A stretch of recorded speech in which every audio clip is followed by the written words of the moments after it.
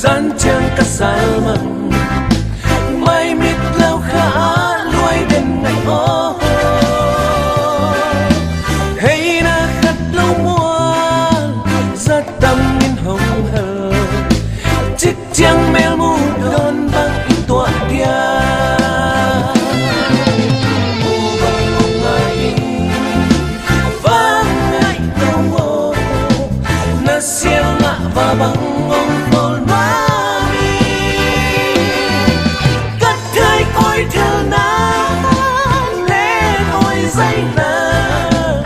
siang nga và bằng ngông lên xa đi lung xịt lâu nào bằng hông sang yên mò ngay quỳ bằng con nà đinh ta xuân thơ xin đăng cầm lấy nông gian sân ta mò ni kêu cao tôi biết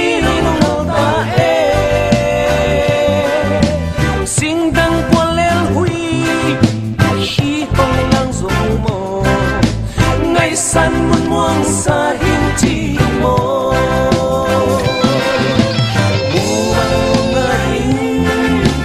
vang ngai no na siang nga va bang ngong con ma cắt thay coi theo na lê coi dây lờ na siang nga va bang ngong lên xa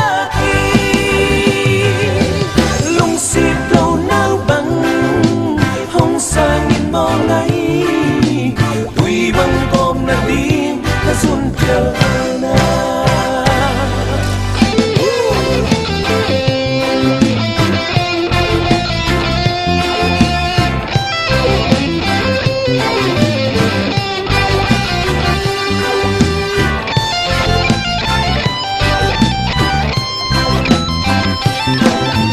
hay na khát lâu in sol bang hay na chăm pel